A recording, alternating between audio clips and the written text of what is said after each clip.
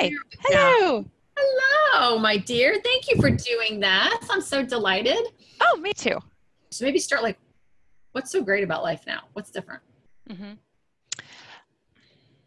I just feel a sense of calm I've never felt before that I didn't think was possible for me. I thought it was possible for other people, but not for me. And I just thought, this is the way I'm wired and this is the way I'm going to be for the rest of my life. And this is it. This is it. And it's just so fantastic to know that that's not the way it has to be. And I'm figuring it out. Yeah. Okay. So that's fantastic because calm is something I hear a lot from a lot of women. I know I felt that way too, which is why am I always racing? Why am I always running? But like, what was it for you? Like what was not calm in your life? Or was it you just internally feeling unsettled a lot? Or was it you just physically doing a lot? I think both. So Mm. one thing, because I'm an achiever, I always felt like, wait, this should be something I can control. And I felt like it was something I should be able to rationalize.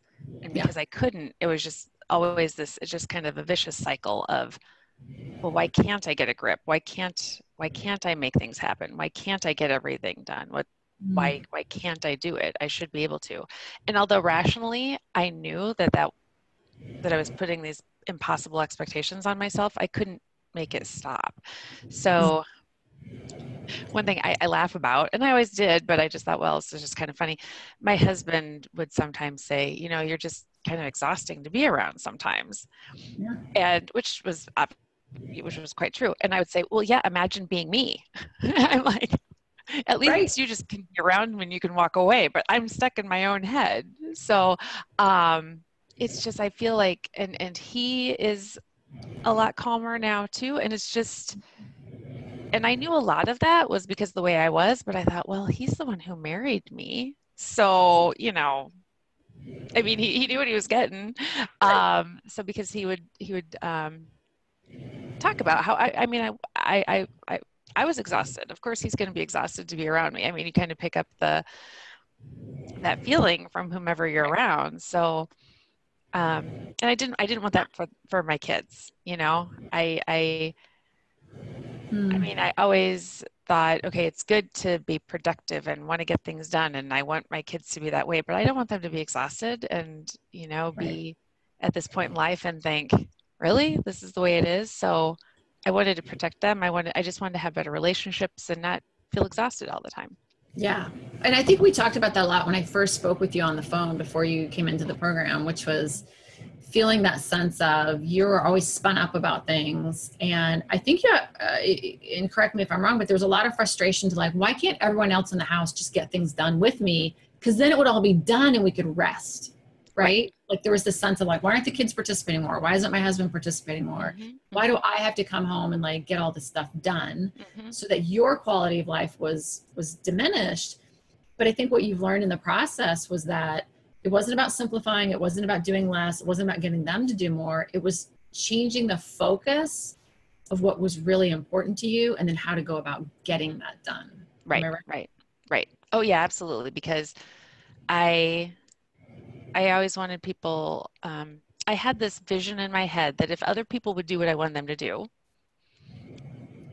then I'd have this sense of calm, which wouldn't be the case because my husband, I mean, he's told me throughout the years, we've been married for 18 years. So he's told me, as soon as we get one thing done, then you're going to be off to the next thing. I'm like, well, yeah, of course. Why, Why but if wouldn't you you? get that one thing done, wouldn't you want, I mean, why would you not want to move on to the next thing? It just didn't make sense to me. And I know why now. It helps me understand why that would be exhausting for him because he has a very different mindset. And that's okay. And I appreciate that because if he was like me, that would just be a nightmare. um, so now I get it. And I can, I mean, honestly, sorry, I got to fix my hair here. Yeah. Honestly, when our first conversation, I just felt like, oh my gosh, it's like you've been following me around. You must have been, stalking me because you know exactly what I'm going through on a daily basis. And how could this be? Because even though I know intellectually that other women go through the same thing, it still felt like I was the only one. Like everybody else had it together and I was the only one, even though I really don't believe that. That's the way I always felt. So just having a conversation with you, whom I had never met, and thinking, wow, she has it all figured out. You know, how can she help me figure it out? I was just so excited. But now it's just, I mean, my husband does do more, and it's not because I'm telling him to, and it's not because intentionally he wasn't before, but things are getting done. And I do feel just a sense of calm that I didn't think was possible. And even though intellectually I knew that if everybody did what I wanted them to do, intellectually I knew I still wasn't going to just sit down and relax. Because I didn't know how to do that. Now I just have this general, I won't say a relaxed state, but just a sense of calm. Calm, contentment. And I Even think that's what we all night, chase. Yeah, go ahead. Yeah, contentment. Last night there were the sink was full of dishes, and it's fine. They'll get done. I've never, I mean, I in the past, in order for the sink to be full of dishes before I went to bed, I'd have to be at the state of exhaustion to be okay with it. And then the next morning I would wake up and think, oh my gosh, I should have done these last night, you know, la la la la la. But this morning they were still there, and I'm like, okay, well, yeah, well, we will get to that. I don't have to get to it necessarily. We will get to it, and we'll figure it out. Someone will get it done. I'll have to do that later because nobody did it last night. Yeah. Right. Well, can you give us some color? Because a couple of things I remember is, you know, maybe what life was like. Because I remember right when we talked, you had just gotten back from a business trip. And one of the things you told me was, Kate, I kind of didn't want to come home. Like, because when you were away, it was like life was orderly, life was calm. It was very, you know, there was that sense of I can kind of focus on one thing at a time. And now I've got to come back and I've got to face life. And you were spending a lot of time like coming home, being up till midnight, working or like doing stuff around the house. So maybe give us some examples of like what was going on and then how has that changed for you now? Okay. Well, I travel for work, which I love. Because I just like to travel, and I like feeling like when I am traveling, I'm making some sort of an impact. However, I guess the challenge to that was always, okay, I'd have to get things in my mind. I would have to get things in order before I left at home, and I'd have to get things in order at work before I left. And then I felt like, okay, the house is, you know, everything's going to go to crap basically when I'm gone, even though I knew that wasn't the case. I mean, I knew, I mean, my husband is a wonderful husband. He's a wonderful father. The kids were being fed. I knew all of that, but I just thought there was part of me that thought, okay, are the boys wearing blue on blue day? You know, just all that kind of stuff that doesn't really matter. But I kind of forgot about it when I wasn't there. I would be working, which I enjoyed for a lot of reasons when I was traveling. But it did just allow me to focus on that. And although that stuff was still the home stuff was still swirling around in my head, I wasn't focusing on it like I would when I was here. So I just remember that particular plane ride home in particular, thinking, oh my gosh, I miss, you know, everyone so much, but I could feel the anxiety building up in me, just thinking, okay, what's it going to be like at home when I get home? And oh my gosh, I'm going to have to do all these things. And, you know, is laundry going to get done? Well, even if it is done, is it going to be done in the right way? And just and I was just so anxious the whole trip home thinking, what am I going to be facing? And now I'm going to have to clean all that up, and I'm going to have to get caught up. And now I have all this stuff at work to do because I've been focused on the stuff that I was doing while I was traveling. And now there's all this other stuff. And I was just like, I felt like I could barely catch my breath. And I think that's a good way to kind of describe the way I've always felt is, I mean, even before kids, just like I couldn't catch my breath. I mean, I could, but it just kind of this, oh my gosh, when is it all going to be done? I mean, even when I would talk about laundry, I'd be thinking, okay, I'm done with laundry, but now the stuff I'm wearing is dirty. You know, it's just like, it was this never ending, when is it going to be done? And I remember our first call, Kate, you were talking to me about lists because I've always talked about, okay, I have all this stuff on my list, and my husband just jokes about it because I have one list, but it's a really long one. And in the first call you mentioned, well, I don't know exactly how you put it, but basically sharing the idea that, well, lists, you don't recommend lists. And I'm Right. thinking, what? How can you function? How could you function without lists? I mean, my everything in my head is so chaotic right now. I can't imagine the chaos if I didn't have a list. But truly, I have a few things that, need to get done every day. Like, oh, don't forget to pack my son's lunch or whatever, if it's a special day.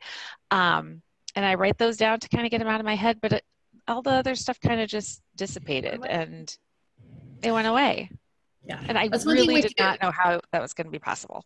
I know. That's one thing we do is we kill lists. Every time I'm on the phone with a woman, she's enrolling. She's like, oh God, the list. I'm like, yeah, we're going to get rid of the list. And nobody ever believes me. They're like, you're right, lady. Like, we're going to get rid of my list. And we always do, because the list is really us being attached to something that makes us feel good about like fear of failure, fear of what if it doesn't get all done, or I feel good because I am accomplishing all this. It's all attached to this, this need for accomplishment.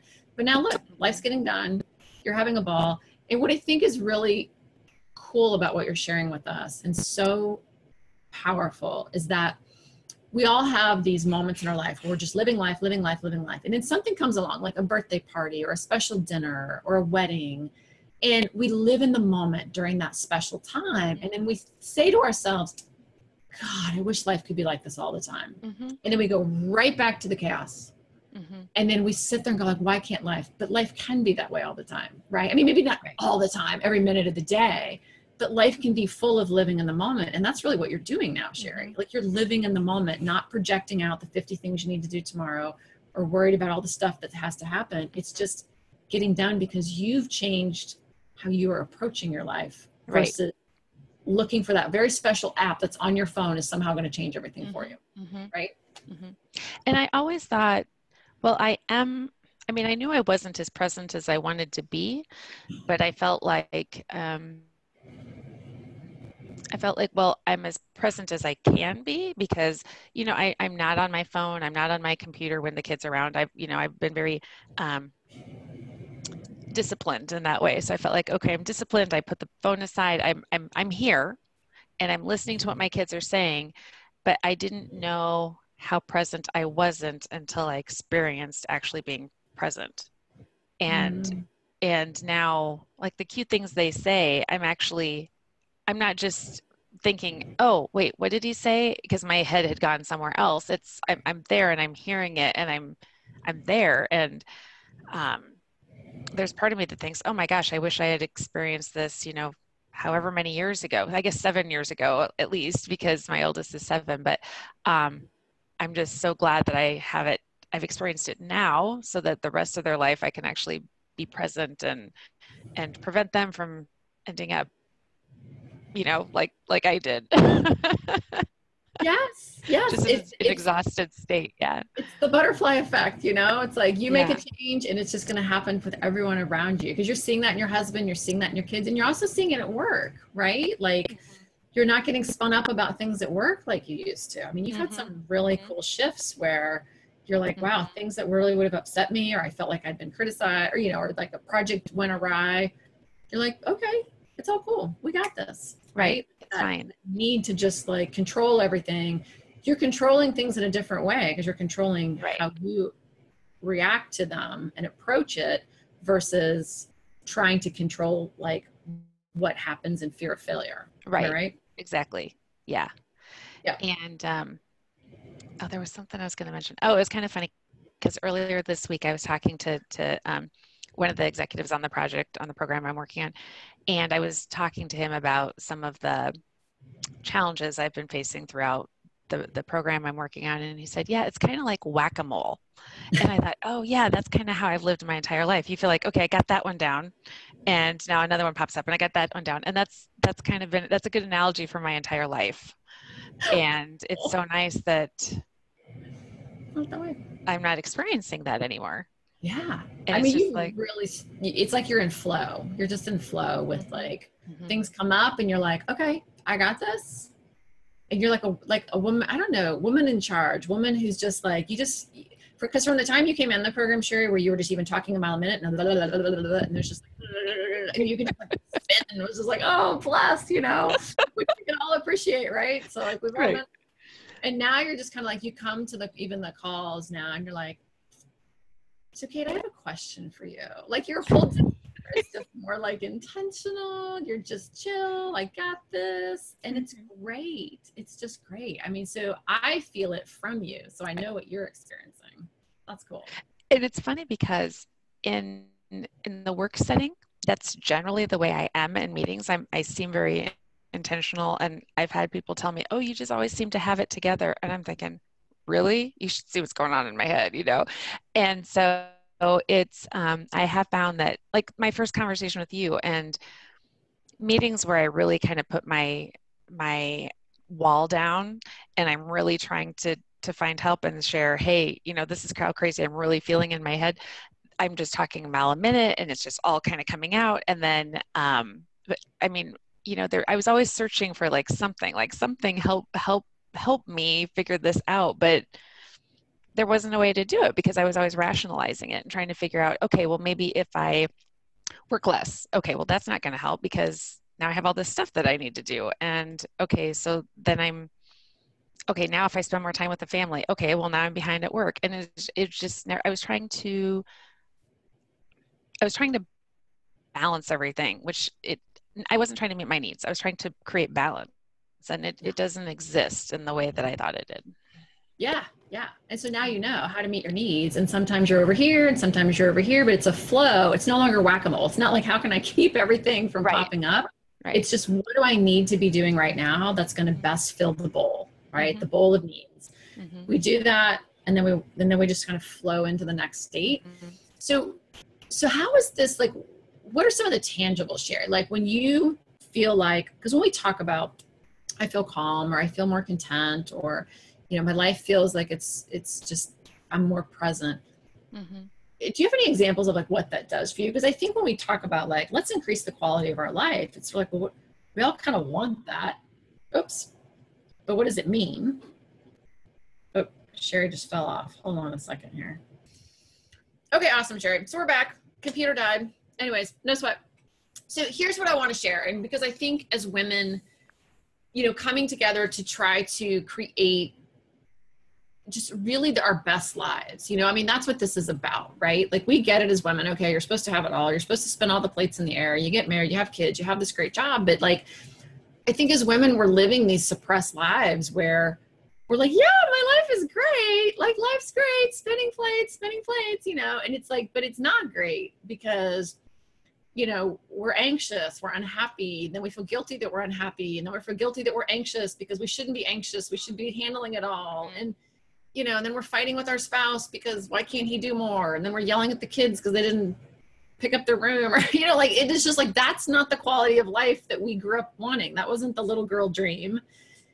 So like, what is it for you that's like changed? Like what made you say, I want more than this? Because you have a great life. You have a great marriage. You have 2 great kids. You have a wonderful job. I mean, you have everything on paper. You always have had like great. So what made you say, I want awesome, or I want something different? Was there something that was driving you to say, I've got to look for some other resources? Well, actually, I just happened to run across you on Facebook, and I just thought, oh, wait a minute. Is there a thing? It's not just me, and she can help me figure it out. So I think I've always been looking because I thought, like you said, I should be really happy. And I always thought I was happy, given the way I was wired. Like I'm as happy as I can be because I do have great kids, great marriage, great husband, like our house, like my job. So what am I missing? Oh, wait, it's the way I'm wired, so this is it. And I think part of it was having kids and thinking, do I want them to feel like nothing's ever good enough? And no, I don't want that for them. And I think one thing too, because there haven't been any answers for me, and feeling like because I should have an answer, I should be able to figure this out, I should be able to change. And actually, so a good friend of mine, who's actually my former boss as well, pre-program, I had asked her on a number of occasions, is there something about me that's making me feel like I'm supposed to get everything done all the time? Is there something about me that draws me to certain projects that makes me feel as if all these hours are required, or are all these hours really required? And she would say, well, because you get it done. And, you know, people know that you're going to get it done. People know that you're going to navigate the ambiguity. People know, da, da, da. And so that's why you're always sought out for these types of things, because you're really good. Okay. But why is it that every role I've ever been in has felt this way? Is it because it's always the type of role? It's got to be me. It's got to be me. I got to figure this out.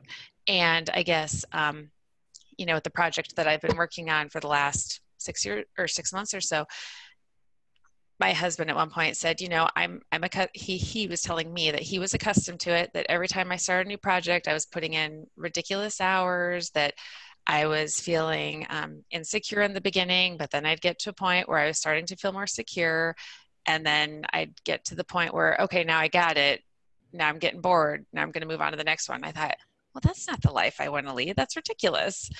And feeling stressed out about something that I'm taking on myself. It's something I'm searching for, and then I take it on, and then I'm stressed out about it.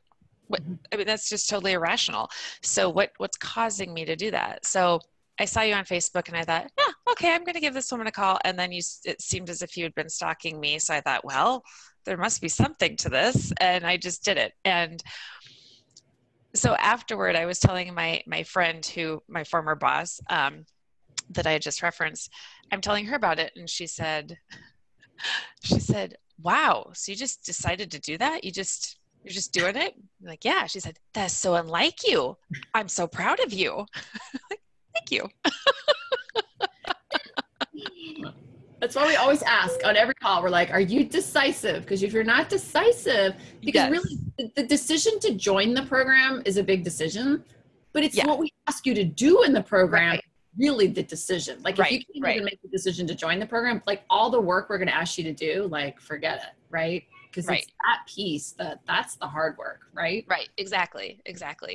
And yeah, it was just funny because I mean, she knows that I'm always looking for help and I'm always looking for new things. I think it was just that, you know, I made the decision that day to make that investment, and she was just so proud of me. She said, that's fantastic. That's phenomenal.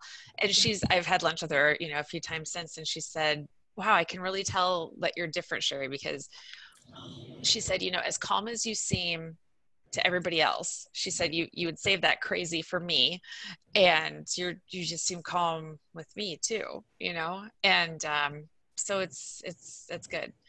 And I will say, like last week, for instance, I had a crazy week where I thought, oh no, I'm regressing. This is all going to go away. It's all going away, and I'm doing something wrong. But you helped me realize that, yeah, that's getting me to the next point, and now I'm fine again. So. Yes. And now you have that foundation to go back to, right? That you know, like, oh wait, life's getting crazy. What do I do? Oh, right. Go back to my needs map. I go back to my scripts. I go back to my purpose, and I just recenter myself. And I think that's the other thing that's so tough, because before we really discovered the power of human behavior and the gift that it really gives you when you understand it, is I would try all these different things. You know, I was like, well, maybe I need to do that. Maybe I need to meditate more.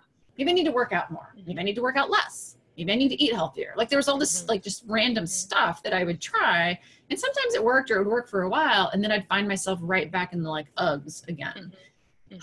You know, why am I not happy again? You know, because like you're saying, I'd be happy for a while and then I'd be unhappy for a while. Or I guess I was always pretty happy, but you know, you're sort of like, okay for a while, then you're not okay. And okay. Right.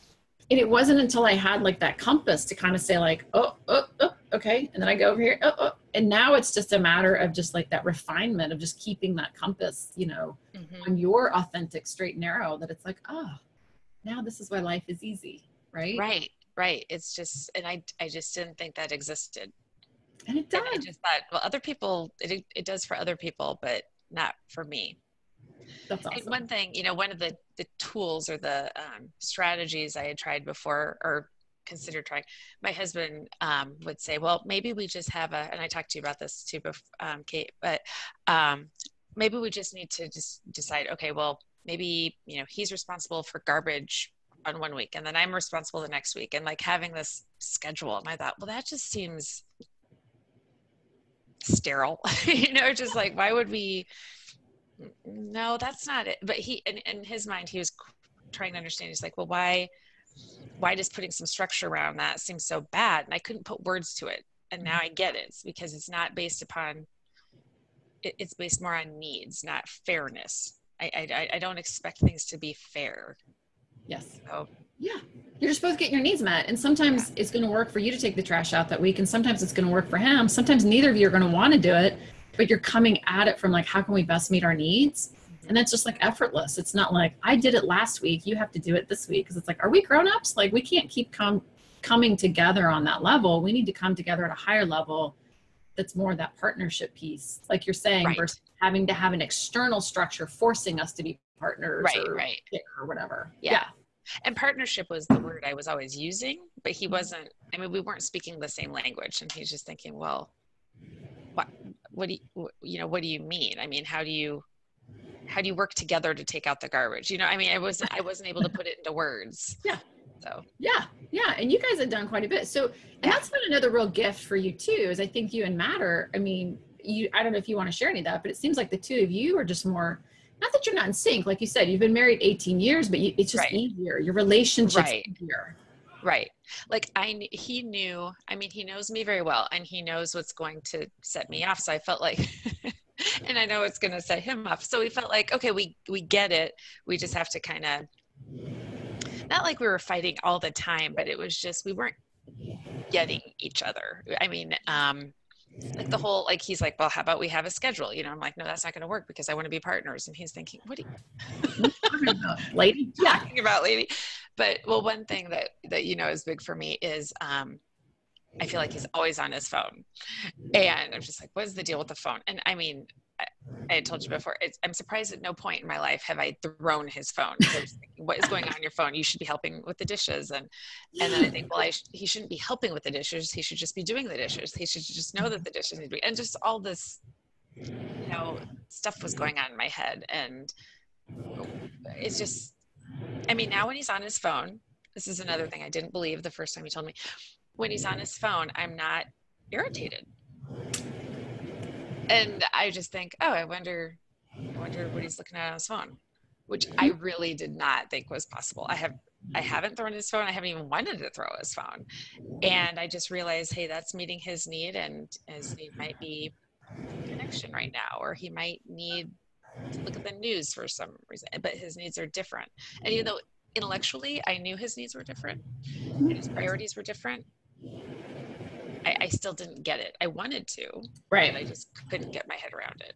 Right. Well, yeah. And then just for context for anyone who watches this, like, obviously, Sheri, what you've learned is that him being on the phone was triggering an emotional reaction in you, which meant, I don't care about you, or you're not important to me right now, or my phone is more important than you. And then once you were able to see that and kind of unpack that, it was like, wait, the phone's not about me at all. It's about him and what he needs. And that's why I think so often we pick up these books, or I don't know, listen to a podcast or whatever. We hear these things where people say like, well, whatever your partner's doing on his phone, it's not really about you. And we go, yeah, it's not about me. And we intellectualize it. But until we can actually get in tune with our own psychology and understand, like, that's why we're getting spun up about stuff, we can't let go of it. And so it just keeps coming back in our life like a wave of like, oh, here we go again. How do I find myself back there? And you've been able to just release all this stuff. And I know that's got to help you and Matt. Like, Matt's got to be happier. You're happier because he's like, she's not mad at me. I'm on my phone, and it's okay. And he's probably going to be on his phone less now because it's no more thing. Yeah. And we would talk about his phone, and I'd say, well, I feel like you'd rather be on your phone than be with me, which sounds so irrational to him because he's not in my head. And you're like, why? What are you talking about? And he would say, well, I can do two things at once. I can listen to you, and I can be on my phone. And I'd say, but I don't feel like you're listening to me. And just this round and round. And you talk about how, we were talking up here, not here. And we would talk up here all the time about everything. And even though we thought we were each trying to speak at a different level, but we didn't understand. Yeah. Kick it to the curb. All that's done. And now life is just easy. It's simple. You found your flow. You're a woman empowered. I'm so happy for you. You're just doing amazing. And Sheri, I have to really celebrate you because you did like see Kate come out of Facebook. You jumped on a call with me. You were like, we talked for like an hour, and then you like enrolled, and you were just like game on. Like you have thrown yourself into understanding every tool we've given you, understanding the psychology we've taught you, the human behavior. I mean, you have just been like fierce, that commitment. So I want to applaud you because not everyone can do that, right? It takes that commitment to say, darn it, I want a different life. I want to rewire myself. I want peace. I want calm. I want to be present and all those things that you want. I want a better marriage. And I want, I don't want to ride the roller coaster at work anymore. I just want to enjoy my job. I just want to go to work, kick ass, come home and enjoy my life. Right. And that's what you're doing now. Right. But you had to be committed and decisive to do that. Otherwise, we could like lead a horse to water and, that whole thing, like all day long. Right. Thank you for giving yourself the gift and your family the gift of creating these changes. It's awesome. Yeah. I'm really excited. I'm just so excited. And I watched, a couple videos before I actually spoke to you. And I thought, well, that woman looks like an intelligent woman and she's doing this and she seems happy. So why not? But I was skeptical. Because, that's the way I am, but it worked. And I thought, what have I got to lose? I mean, nothing else I've been trying has been working and, so I'm going to do it. And I'm so glad I did. So glad. I'm so glad you did too. You've been just a rock star. You're so awesome. Thank you, Kate.